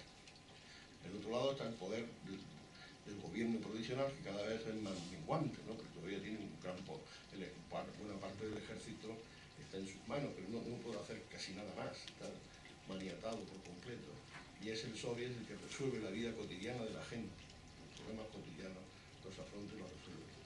Un problema importante es de la coordinación entre los soviets de las diversas ciudades, y se postula la creación de un congreso de soviets a la que acudieron portavoces de todos los soviets de la ciudad. Fue el primer congreso incluso de todos los soviets que se celebró en junio. En ese congreso eran mayoritarias las tendencias de carácter favorable a las posiciones de los mencheviques y de los populistas, los eseritas de derechas, y los bolcheviques eran una minoría, no tenían más de 100 votos en ese congreso, que eran 800 y pico que había. Era que en un principio los bolcheviques eran muy minoritarios. Pero ya estamos en condiciones, antes de pasar más adelante, de aplicar los primeros criterios de demarcación de la utopía, para ver si realmente los soviets eran una utopía o no. Pues bueno, pues vamos a ver. Realmente en los soviets observamos que ahí, efectivamente, el primer criterio se cumple, es decir, hay una crítica de la sociedad establecida. miseria, no nos gusta esta sociedad, queremos cambiarla. Identifican las causas, los ricos, los políticos corruptos, el mal gobierno, identifican las causas, proponen un cambio de sociedad, proponen al principio menos, ¿verdad? Los soviets al principio pues, piden, la primera reivindicación es pan, la segunda es pan y paz, la tercera es pan, paz y libertad, pan, paz, libertad y tierra, caída del gobierno, y van terminando ya en el verano, van incorporando ya hacia el final del verano todo el poder para los hombres. O sea, que la última, digamos, el crecimiento en conciencia de los propios soviets va generándose a lo largo de todo este tiempo, y ya es hacia el final del verano cuando se genera la idea de que se puede y se debe conquistar el poder. Todo el poder para los soviets surge ya hacia finales del verano. De manera que vemos que los criterios de demarcación de la utopía, pues aplicados a esta primera fase de los soviets, pues realmente nos dan que son una utopía real. Tienen el poder, tienen la crítica de la sociedad, postulan una sociedad nueva y distinta, postulan el comunismo, a partir de todo el poder para los soviets, la tierra, repartir la tierra, generan comités de empresas, generan en esas empresas hay comités de obreros que son los que controlan la producción, etc., como base de la socialización de las propias empresas. Pero, digamos, bueno, el proceso revolucionario sigue hacia octubre. Es muy importante el momento de las tesis de abril de Lenin. Lenin, cuando vuelve del exilio, pues elabora, dicen la anécdota de que la escribe en el propio tren, volviendo. Elabora pues unas tesis que suponen un cambio de estrategia en el partido bolchevique y suponen digamos, la generación de los elementos ideológicos y prácticos para promover la revolución. En principio, la base central es esta, es decir, que no hay que permitirle el asentamiento de la burguesía ni del Estado liberal, de la democracia liberal. Hay que dar el paso hacia el socialismo. Esto rompía con todas las tradiciones del propio marxismo, de los partidos, y no fue bien recibido por el Comité Central del Partido Bolchevique, al contrario, era minoritaria y hubo muchos debates. Esta primera tesis se apoyaba luego en otras dos o tres, que sería, bueno, esto se puede dar, todo el poder para los soviets, se puede dar si hay mayoría de los bolcheviques en los soviets, por ejemplo. Se puede dar, bueno, si se ponen algunas condiciones, si el campesinado se une a los soviets, la mayoría del pueblo trabajador ruso era campesino, y se puede dar si hay una posibilidad de que se extienda, porque claro, en Rusia solo no se puede dar la revolución, hay que extenderla al resto de Europa, y si hay esa posibilidad, pues entonces se daría el paso. Pues estas son una serie de puntos que se debaten, que al final, muy al final, aprueba el Comité Central, con una amenaza del propio Lenin de dimitir, que suele ser muy común en muchos momentos, ¿no? Es decir, que el líder, si no le aceptan sus tesis, pues dimite, ¿no? O amenaza con dimitir, se la coge con los brazos abiertos, ¿no? Y ya se aprueban sus tesis, ¿no? Hemos tenido aquí en España en una ocasión también, ¿no? Bueno, entonces, ¿qué es lo que ocurre? Pues la estrategia o la táctica ya de Lenin, del Comité Central del Partido Bolchevique, consiste en cuando se va dando cuenta, me he saltado un poquito esto, pero es que si no, ha habido un avance, una insurrección en julio muy potente, que ha hecho caer el gobierno provisional, se crea un segundo gobierno provisional presidido por Kerensky, y un intento de golpe de Estado de un general, Kornilov, que intenta acabar con el soviet, los soldados en vez de atacar al soviet se unen a él, y hay una serie de procesos y cada vez esto va radicalizando más, y es cuando se da cuenta Lenin de que está madurando el proceso, que realmente hay una mayoría que piensa ya que todo el poder para los soviets se está reclamando en las calles, en las pancartas, en los mitines, en las manifestaciones, y entonces Lenin entiende que entienden que la cosa está madura, ¿no? Entonces proponen una estrategia que consiste en convocar el segundo Congreso Panruso de Soviets, se había quedado desde el primero en convocarlo, pero que el que se negaban los mencheviques, que tenían la mayoría en el comité que debía convocar el Congreso, y entonces le dan la vuelta y utilizan el Soviet de Petrogrado, que era el más importante, el más famoso, el mítico, y que ya estaba presidido por Trotsky. Trotsky era el presidente del Soviet de Petrogrado. Y había otros muchos más soviets que ya estaban presididos, estaban controlados, tenían una mayoría los bolcheviques. Se convoca el Congreso y previamente, el día anterior, pues se provoca la insurrección armada, militarmente preparada. Hay unas provocaciones, utilizan unas provocaciones que organizó el gobierno de diverso tipo y se toma, la Guardia Roja y el ejército del Soviet, el comité militar del Soviet, toma San Petersburgo entero. Apenas si hay, contra lo que se dice, derramamiento de sangre mínimo. Inclusive en el asalto al Palacio de Invierno el día siguiente, apenas si hay heridos y mucho menos muertos. No fue pacífica, evidentemente, pero no fue excesivamente violenta, al contrario. Estos dos hechos, la insurrección armada y el Congreso Panruso, pues los demás partidos se niegan a seguir adelante, los partidos mencheviques, los socialrevolucionarios de derecha, pues se van. Lo que hacen es que no pueden aceptar los hechos consumados y se van del Congreso. Dejan solo a los bolcheviques y a otros socialistas revolucionarios de izquierda, plantean la creación de un gobierno de concentración, la dictadura del proletariado, pero los bolcheviques se niegan, tienen ya la mayoría, y entonces también se van los otros, y se quedan solos. Los dejan solos en 2 días o 3, se quedan los bolcheviques absolutamente con todo el poder en las manos, controlando de alguna manera, teniendo la mayoría en los soviets, teniendo el ejército en sus manos, todo el poder económico, los comités de empresa, etc. Se encuentran, en parte por sus aciertos y en parte por el desacierto de los demás, se encuentran con el poder en todo en sus manos. ¿Qué es lo que pasa con esto? Aquí es donde nos interesa, porque podemos ver la segunda, es decir, empezamos a ver la segunda parte de la tesis. El problema no es que los bolcheviques tengan la mayoría, sino que qué uso hacen de la mayoría. Es el gran problema. ¿Qué es lo que hacen? Pues los consejos, que tenían un comité ejecutivo permanente y una presidencia de varios, pues lo van controlando progresivamente los bolcheviques, y la coordinación de los congresos, que son los congresos, el comité ejecutivo central, el consejo de comisarios, conforme más arriba van, son menos, se exclusivizan los bolcheviques.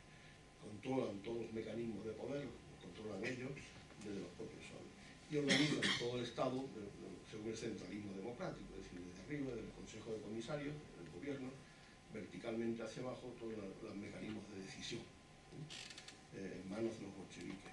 Y vacían completo a los soviets, los consejos de poder y de participación. Posteriormente, pues todos estos hechos se van agravando con la guerra civil. Los blancos se levantan, todas las fuerzas reaccionarias, y provocan una guerra civil que tienen que responder durante varios años. Hay un ejército rojo y un ejército blanco. Las potencias europeas proclaman un bloqueo a Rusia, invaden Rusia, no lo dicen, 14 países generan un ejército de 250.000 soldados e invaden Rusia, los países recién terminada la guerra, franceses, ingleses, alemanes, estadounidenses, polacos, italianos, húngaros, etc. Casi todos los países europeos y americanos generan un ejército con el que invadir Rusia para eliminar la revolución. Claro, todo eso genera un ambiente, en parte, que da pie a decisiones que tomaron los bolcheviques, quizá un poco por las circunstancias y por el hecho de la guerra civil y todos estos acontecimientos, tomaron una serie de decisiones que hoy las vemos como negativas, probablemente. Por lo pronto, por ejemplo, en la economía, establecieron el control del cajanavista. La economía estaba por los suelos después de la guerra civil, de la revolución. No había las estructuras económicas, entonces habría que propiciar una producción, incrementar enormemente la producción económica. ¿Cómo se hace?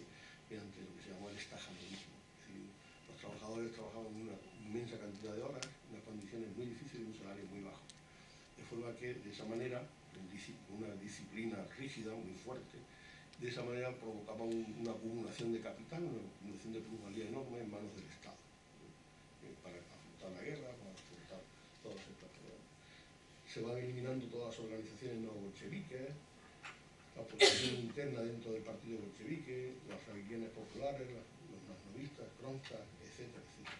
Y después todo esto se va agudizando en los años posteriores.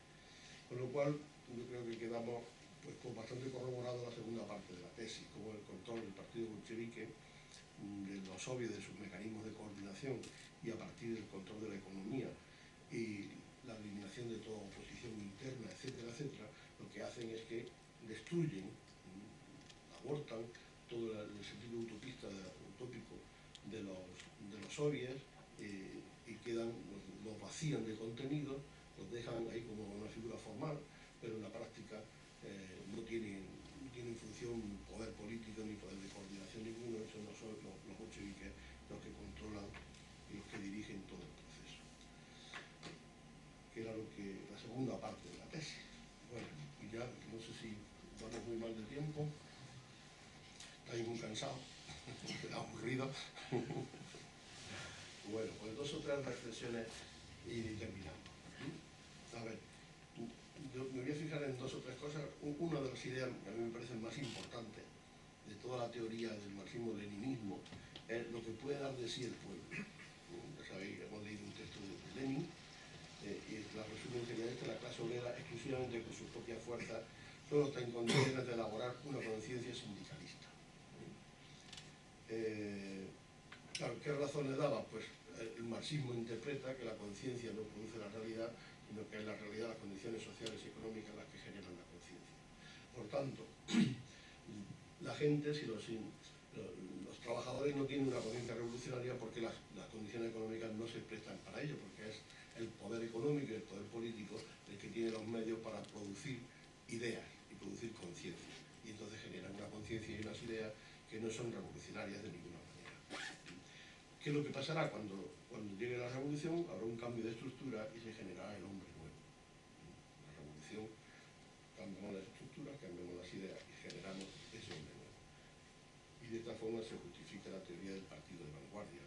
Necesitamos ese partido que dirija todo el proceso revolucionario.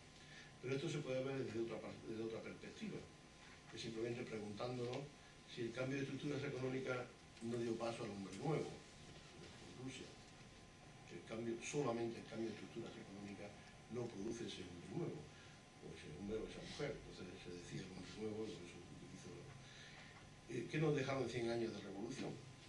Si miramos cuando cae el telón y se destapa toda la sociedad rusa y los países del este, ¿qué tipo de personas había allí? Eran distintas, habían generado unas formas de conciencia, de colaboración, de trabajo diferentes. Pues no, eran tan competitivos y tan consumistas como los occidentales. ¿De acuerdo? Es decir, no, el cambio de estructura por sí solo no genera el cambio de las personas y el cambio de la sociedad y el cambio. En cambio, hay experiencias históricas que sí permiten pensar que el pueblo desde por sí puede crear, sí tiene una conciencia revolucionaria, y son los propios soviets, la comuna, los consejos obreros, después de la Primera Guerra Mundial, las colectividades de la Guerra Civil Española, y en cierto sentido el mayo del 68 y el 15. Bueno, el propio Marx nos dice que en la historia nada aparece de nuevo, todo se gesta. El de cero no existe en la historia, siempre hay un proceso que genera, que cuando se madura aparece, ¿no? Es decir, una nueva sociedad aparece cuando hay gente que la está preparando, que la está viviendo y que la está desarrollando, ¿no? De golpe, pues no se puede. Yo creo que lo vamos a dejar, porque si no es importante ver cómo el sistema de dictadura del proletariado reproduce las contradicciones del sistema capitalista, el plano económico, político, político, ideológico, y cómo el quinto criterio de demarcación de la utopía es un aprendizaje que sacamos de todo el proceso de la Revolución Rusa, porque sí es cierto que la única revolución triunfante, permanente, ha sido la Revolución Rusa, de todas las revoluciones populares, y es la única que ha tenido una organización potente que ha estado detrás de ella, de alguna manera. Por tanto, un primer aprendizaje es que las revoluciones necesitan una organización potente. Ahora bien, eso tiene un en vez, y es que si esa organización potente no dio de sí una sociedad libre y nueva, sino que dio de sí dictadura, etcétera, etcétera. Sería necesario que esa organización tuviese ya la conciencia, la vida y la práctica utopista. Necesitaríamos una organización potente con una práctica y una vida utopista. Y no se da lo que no se tiene y no se hace lo que no se sabe hacer. Bueno, lo siento que os he... me he extendido demasiado.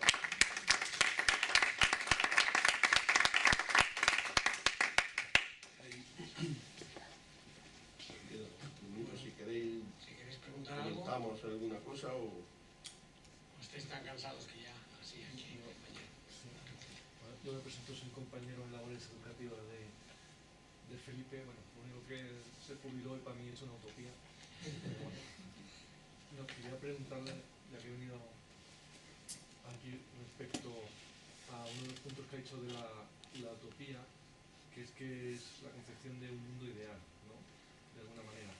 Y luego, por otro lado, está la cuestión de la diversidad, la igualdad, ¿no? Que es un concepto nuevo que se ha generado, bueno, evidentemente en Estados Unidos por toda la política que tienen de que tienen que gestionar la diversidad, ¿no? De alguna manera que no sea de forma autoritaria, y también en Francia. Entonces, te quería preguntar, igual es una pregunta difícil, pero ¿cómo piensas tú que sería una sociedad utópica ideal en el futuro, y de tal manera que se respetase también la diversidad de todas las personas, ¿no? En cuanto a ideas y formas de vida? Porque yo creo que incluso si ofrecieses una sociedad totalmente feliz a todo el mundo, habría gente que diría que no, que quiere otra cosa, ¿no? Por el hecho de la diversidad de ideas. sí, evidentemente la sociedad ideal tiene que ser igualitaria.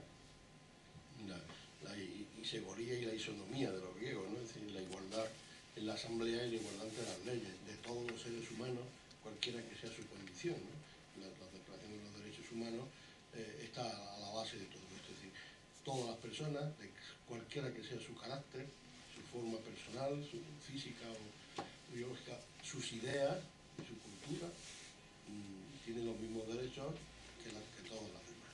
La utopía tiene que ser una de las bases centrales, el cuarto criterio. Si no se respeta esto, no tenemos utopía. ¿Cómo hay forma de hacer eso global? Que todo el mundo encaje en la pregunta que pasé en el aire, porque yo lo que veo, la crítica que yo hago a todas las ideologías es intentar meter en el mismo carril a todo el mundo. Y bueno, una cosa que pasó en la Unión Soviética es que, por ejemplo, Stalin, ¿no? Que quiso tener una sociedad más o menos uniforme en cuanto a una manera de ver la política. Las primeras cosas que hizo fue eliminar a la generación que había conocido el sistema anterior, ¿no? Entonces, digo, ¿cómo se armoniza la diversidad con, no sé, de alguna manera, una sociedad utópica en que todo el mundo esté como, no se lo ve muy difícil? La única manera es con una democracia participativa real. Es decir, cuando el poder esté en las bases y la coordinación de las bases, a través de asambleas de delegados, etcétera, donde todo el mundo pueda participar de una u otra forma.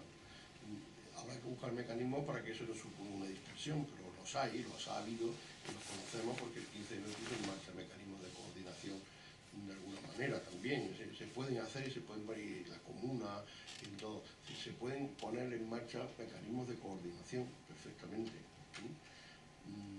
Es decir, la globalidad, pues eso es muy difícil. Es decir, ahora mismo no tenemos condiciones ni que hablar todavía casi de una utopía global.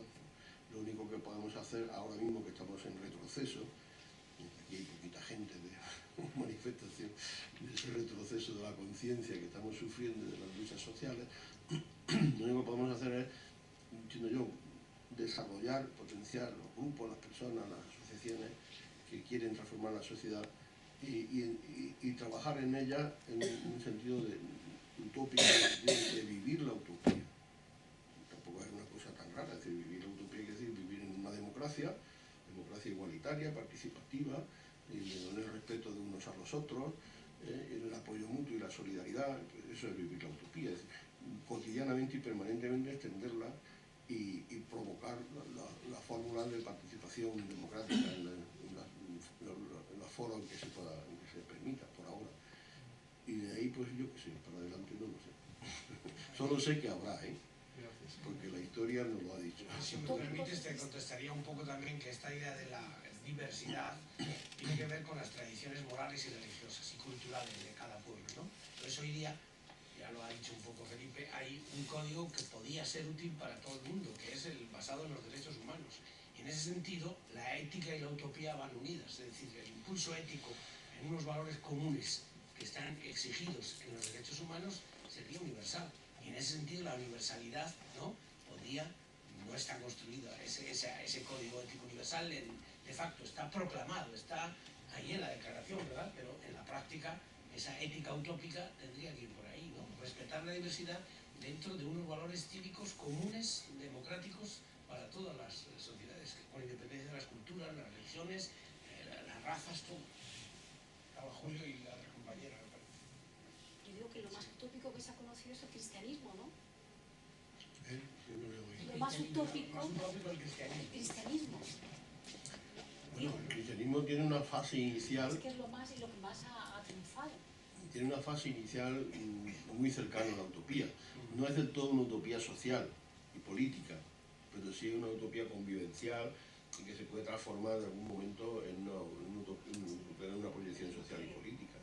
De hecho, la muerte de Jesucristo es una muerte política, precisamente por eso, porque por una sociedad distinta o una convivencia distinta. Es algo que une a... Lo que pasa es que el cristianismo, pues, a través de los siglos, pues, ha ido perdiendo ese impulso inicial, ¿no? Aunque ha habido momentos, como nos recordaba Luis, en que ha habido unos intentos de recuperación, ¿no? Los franciscanos, los movimientos cátaros, el movimiento de Thomas Müntzer, etcétera, la teología de la liberación, son intentos de recuperar aquellas fases, aquellas formas primeras del cristianismo. Pero una cosa es eso y otra cosa es la iglesia establecida, que de utópica yo Bueno, siento pero mucho lleva y 2000 de años. poco. No, que los que todavía aguantamos en la perspectiva utopista, cuando en la vida cotidiana planteas alguna idea alternativa a lo dominante, siempre es calificado de utópico para ser descalificado, esto es lo habitual, y por otra parte siempre en función de un pragmatismo. O sea, eso que planteas es imposible, ¿no? Y con esa descalificación lo que se hace es, lógicamente, asentar todos los procesos más conservadores o más individualistas y más, no sé, mercantilistas también. Pero sí quiero decir que hay todo un proceso de descalificación hoy generalizada de la utopía y de la perspectiva utópica, y también desde la perspectiva de las ideologías de izquierda. O sea, la diferencia que tú haces en el libro, ya en el de la utopía de Tomás Moro y en este, entre cómo las ideologías son propuestas desde quien ocupa el poder y cómo la perspectiva utopista se hace desde quien tiene y está en una perspectiva de liberación, por decirlo, o de emancipación, por decirlo de alguna manera, ¿no? Entonces sí quería ponerlo sobre la mesa y Sí, ver vuestra opinión, ¿no? Es cierto decir que la utopía es un término desprestigiado, con la idea de que, bueno, es una cosa muy bonita, ¿no?, pero es imposible. Esa es la mejor cosa que se le dice a la utopía, porque se le dice otras cosas más terribles, ¿no? Pero eso forma parte de la ideología dominante. Yo lo tengo clarísimo. De la misma manera que, por ejemplo, se desprestigia la política. Yo no soy político, eso algo bueno y positivo no ser político. Ser político no es una cosa negativa, sobre todo en tiempos de Franco era terrible, ¿no? Pero son palabras como socialismo, como comunismo, como otras muchas palabras de este tipo que han quedado proscritas, como una alternativa, como un proceso, como un trabajo ideológico consciente, desde mi punto de vista. Es decir, que desprestigiar el concepto de utopía es inmediatamente desarmar a la gente, porque si tú dices la utopía no es posible, pues ya nadie lucha. Pero si tú dejas caer y dejas demostrar y dejas ver patente que la utopía es posible, motiva a la gente. Sí, es un argumento tan sencillo como ese. Por eso yo creo que reactivar, recuperar la palabra utopía, utopismo, etc., es muy importante en los procesos de transformación social. Yo estoy de acuerdo y me parece que sería muy importante también el poner en el primer plano los referentes de utopía que tenemos hoy. Las utopías actuales. Sí, que se están, pues todas las experiencias de democracia directa, de participación activa que se están dando en muchos ámbitos. Yo trabajo en el mundo de la educación, del que vosotros también venís, ¿no? Y sí que hay centros educativos que desde hace tiempo su referente es la utopía y practican una democracia directa en los centros con participación de toda la comunidad educativa y una serie de cosas.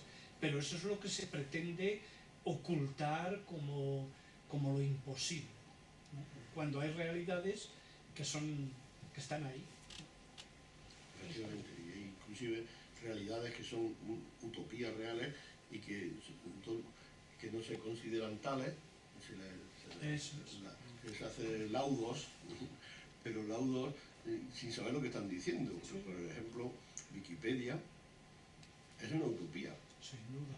Es una utopía, es la construcción de un conocimiento colectivo, hecho por todo el mundo que quiere y puede aporta, lo puede recuperar sin dar nada a cambio. Es el puro comunismo, en el sentido originario de la palabra, de tú das lo que sabes, lo que puedes y recibes lo que necesitas. Y es una utopía real, está ahí. Y nadie no se define como tal. O el Linux, hay muchas fórmulas, muchas iniciativas, como tú bien decías, en los centros escolares, en formas cooperativas, depende de cuáles. Hay muchas fórmulas en que generan y crean y están trabajando la utopía, ¿no?, en estos momentos, ¿no?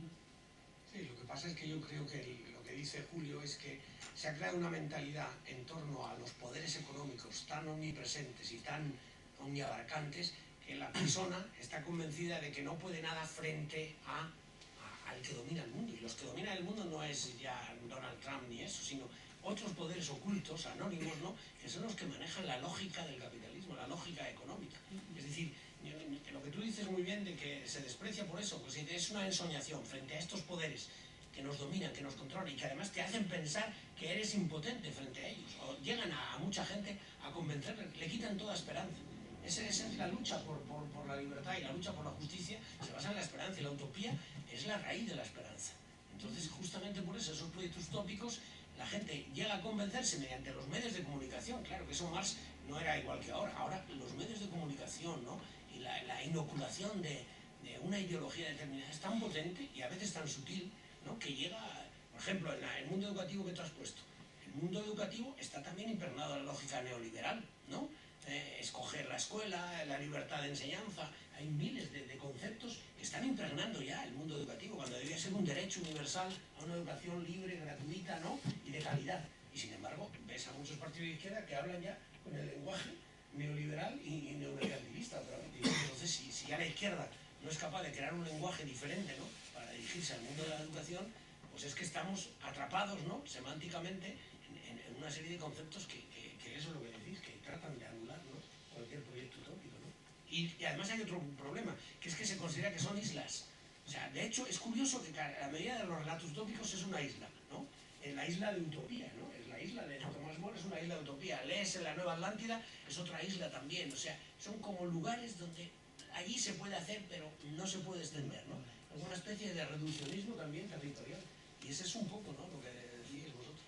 Entonces lo que nos falta es cómo educar utópicamente realizando la utopía en esta sociedad actual, que es lo que nos falta para terminar esto tan completo que has dicho tú, que es la educación que sea para la utopía, en la utopía, y no sea adoctrinamiento. Efectivamente, la educación será una educación integral si es utópica. Todas las tesis que se ven de los libros de por ahí. Es decir, es que para que la educación sea integral y formemos personas en todos los aspectos, tenemos que formar personas ciudadanos, participantes, críticos, etcétera, etcétera, y darle un proyecto de persona, que se cree un proyecto de persona. Entonces, eso es la utopía. Es decir, educar en ese contexto, en esa visión, es educar en la utopía, que no es introducir una ideología determinada, sino es educar para que los propios alumnos puedan desarrollarse personalmente, sean críticos, sean solidarios y puedan tener una idea del mundo mejor, que se la generen ellos mismos, la que crean oportuna. Pero eso es una función básica, sin eso difícilmente avanzaremos. Muy bien. Muy bien. De nada, muchas gracias.